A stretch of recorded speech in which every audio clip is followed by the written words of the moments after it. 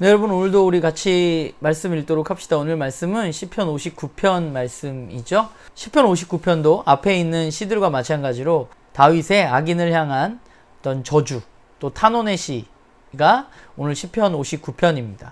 오늘 시편 59편은 이렇게 좀 시를 분석하는 건 사실 좀 그렇지만 우리가 이해를 돕기 위해서 좀 나눠보면 1절부터 10절까지 그리고 11절부터 17절까지 크게 두 문단으로 나누어지고, 그 두 문단은 앞의 문단과 뒤의 문단이 거의 비슷한 이야기로 기록되어져 있어요. 1절부터 10절이 세 챕터로, 그리고 11절부터 17절이 세 챕터로 비슷한 구성으로 기록되어져 있습니다.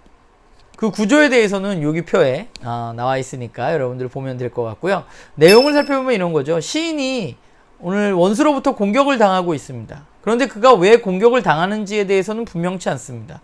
분명한 것은 시인은 힘이 없고 악인은 힘이 있다는 거죠. 그래서 악인이 이 시인을 공격하고 있습니다. 그래서 이 시인은 힘이 없기 때문에 대항할 수가 없습니다. 그래서 그는 하나님 앞에 자신의 억울함을 호소합니다. 자신은 무죄한데 그들이 자신을 해하려고 한다는 것입니다. 그들은 왜 이 시인을 공격하느냐? 그들은 본질적으로 악을 행하고 피 흘리기를 즐겨하는 자들입니다. 시인이 의지할 것은 오직 하나님밖에 없습니다.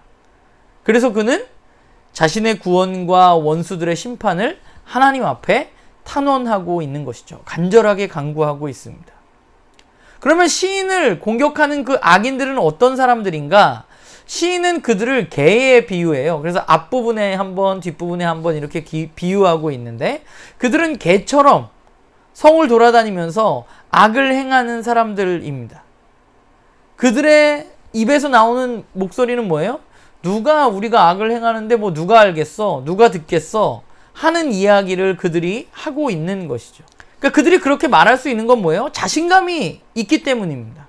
뭐 누가 우리 말을 듣겠어? 누가 우리를 보고 있겠어? 우리 마음대로 하는데. 이런 마음이죠. 그러니까 힘을 마구 사용하는 겁니다. 왜죠? 자신이 주인이라고 생각하기 때문입니다. 그런데 그것을 누가 보고 있나요? 하나님께서 보고 계신다는 것입니다. 그런데 악인들은 그 사실을 인정하지도 않고 그리고 알지 못합니다. 시인은 그 사실을 알고 있어요. 하나님께서 우리를 바라보고 계시다는 사실.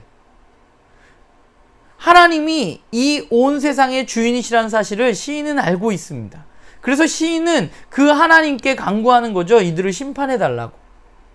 시인에게 하나님은 기댈 곳 없는, 힘이 없는 시인에게 하나님은 어떤 분이에요? 피할 요새시고 피난처이십니다. 의지할 것이 하나님밖에 없습니다. 눈에 보이는 원수들의 힘보다 시인에게는 눈에 보이지 않는 하나님의 힘이 더욱더 크다는 사실을 너무 잘 알고 있는 것이죠. 하나님이 이 악인들의 공격 가운데 자신을 능히 보호해 주실 것이라는 것을 시인은 너무 잘 알고 있습니다. 사실 악인을 막을 방법이 우리에게 있는 것은 아닙니다. 우리 스스로 무언가 그들을 막아낼 수 있는 것은 아닙니다. 그것은 오직 하나님만 하실 수 있습니다. 악인들은 오히려 자신들의 잘못을 알지 못하고 점점 더 큰 악을 행하는 것, 그들이 바로 악인들이에요. 왜 그러냐? 악은 생각보다 강하고 생각보다 성실합니다. 악에는 만족함이 없는 것 같아요.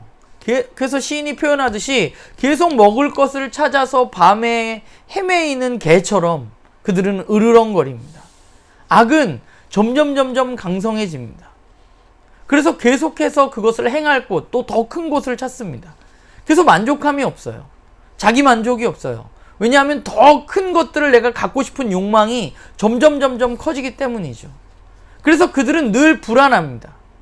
내 맘대로 하는 것 같은데, 내가 많이 누리고 있는 것 같은데, 내 힘대로 누군가를 억누르는 것 같은데, 그들은 늘 불안해하며 더 자기 힘을 세게 하기 위해서 갈망합니다.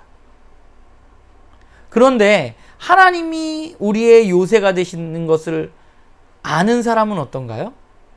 오늘 시인의 입에서는 찬양이 흘러넘칩니다. 오히려 그의 마음에는 평안이 있습니다. 왜 그에게 이런 평안이 있는가? 악인들이 이제 더 이상 그를 해하려 하지 않기 때문인가요? 아닙니다. 악은 여전합니다. 그러나 그가 악인들보다 더 큰 하나님의 품 안에 있다는 사실을 알기 때문에, 그렇기 때문에 그에게는 평안이 넘치는 거죠. 하나님 안에서 누리는 평안은 이 세상의 그 어떤 것도 대체할 수가 없는 것입니다. 그걸 시인은 너무 잘 알고 있어요. 참 아이러니한 것은 힘으로 악을 행하고 자기 마음대로 행하는 사람들이 더 평안할 것 같은데 그들은 계속해서 굶주려 있고, 힘이 없고 고난을 당하는 시인은 오히려 하나님 앞에서 평안하고 그분을 찬양합니다. 오늘 말씀을 보면서 저는 그런 생각을 했어요. 나는 뭘 의지하면서 살아가고 있는가?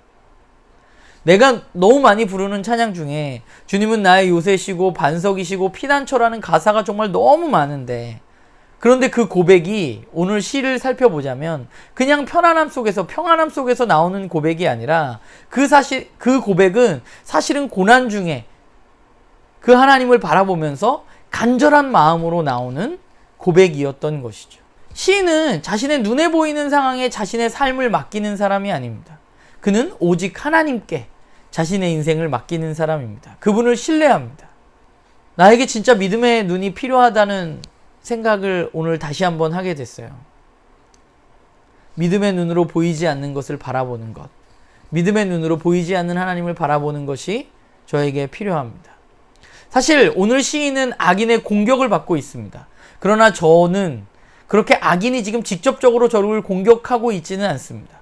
그러나 악이 만연해 있고 제가 살아가고 있는 이 세상은 끊임없이 그 악이 저를 직접적인 공격이 아니라 간접적으로 저에게 다가오고 있어요.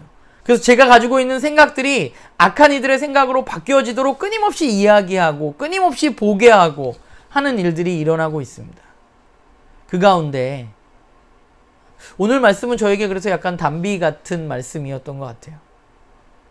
아, 그렇지. 내가 오늘 하루 그 피난처 되시고 요새 되시고 나의 모든 것 되시고 삶의 주관자 되신 하나님을 바라봐야지 하는 마음이 제 안에 있었던 것 같아요. 바라기는 저와 여러분 모두가 그 하나님을 오늘 하루 좀 우리가 이 말씀을 의지해서 신뢰하고 다른 것에 우리가 숨는 것이 아니라 그 하나님의 품 안에 숨는 저와 여러분 되기를 간절히 소망합니다.